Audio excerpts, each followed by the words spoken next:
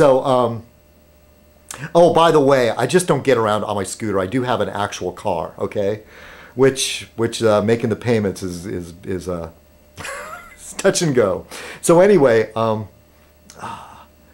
yeah, so, what do I have to say about it, I don't know. I just said, like myself, I'd have to kind of agree, really, if you talk about it, he doesn't deserve it. But pretty much the Peace Prize is one of those weird things. Every time somebody gets a Peace Prize, somebody's saying they don't deserve it.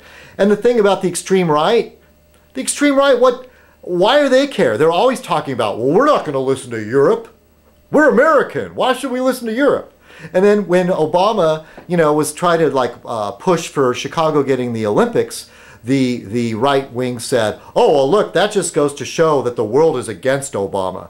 And now that he got the Nobel Peace Prize, he's like, oh, he's catering to the world, and the world, is I don't know exactly what the argument is, but it's almost the opposite. They're saying, yeah, no, he's appealing to the world and they like him, and he's throwing America under the bus to do that. Well, make up your minds. Either the world hates him or they love him. So, hey, bring in that new world order. So, the benevolent new world order, okay? Which is basically, I always think of the Man from U.N.C.L.E. and Thrush. Or Get Smart, what was it, Control and Chaos. So you have two, but the Man from U.N.C.L.E.'s better, because the Man from U.N.C.L.E.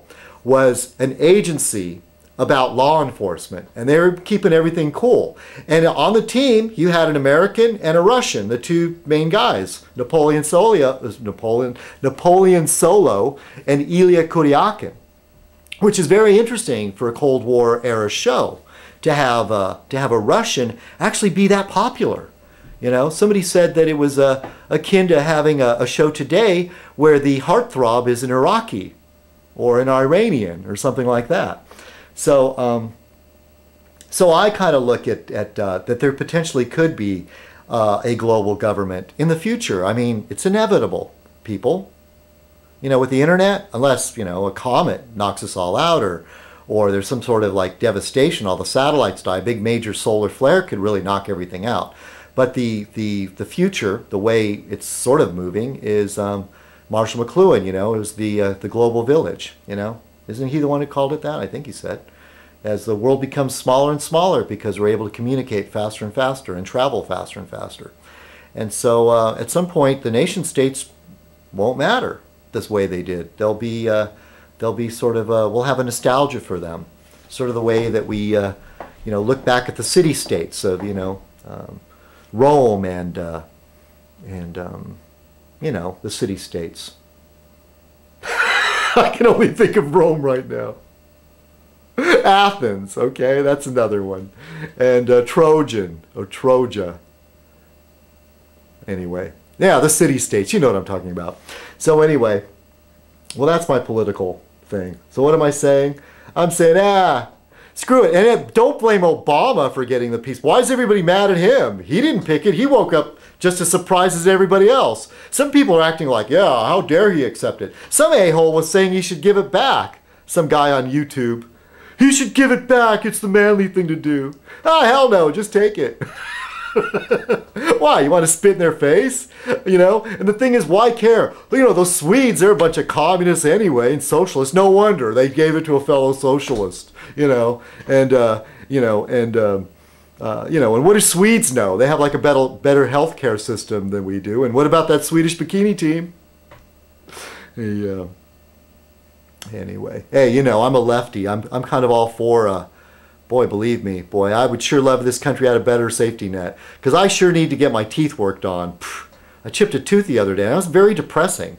And I'm not in any pain or anything, but what am I going to do? Man, if I was in the UK, at least I could get in line and wait, but eventually I'd see a dentist. At least I'd know something is going to be done. Yeah, and I don't need teeth whitening and braces. We don't need that. Got all this stuff. Anyway. Maybe I shouldn't drink coffee and blog. All right, everybody. I think that's the end of my little Fez night. So, hey, everybody, have a great week. I'm doing the best I can. But yeah, I did get kind of moody about some things. I want to thank you for bearing with me. But but I kind of wasn't. I had to do it. I had to get some things off my chest. I really did. And I wasn't really. I don't think I was really kidding around. I think I meant pretty much what I said. I'd have to explain a little bit though. Yes, I have been involved in the past with playing games and hating on somebody, but I was never really, I would like to think, not truly the hater, but the one that eventually negotiated some sort of peace at the end. And I can think of 2 examples where I did that. But sure, I stood on the sidelines and laughed. I'm guilty of that. All right, so I needed to get that out there because I looked at that later and I said, well, you know what? I can't honestly say I've always been a good person on YouTube. I've been a jerk too. I've played along with that jerk kind of stuff. All right, everybody. Have a great week, okay? And well, we'll see you next Fez. Even if I skip a week. I don't know. I deserve a break or something. Maybe somebody could fill in for me again. Let me know. All right? Cheers. Have a great week. Bye.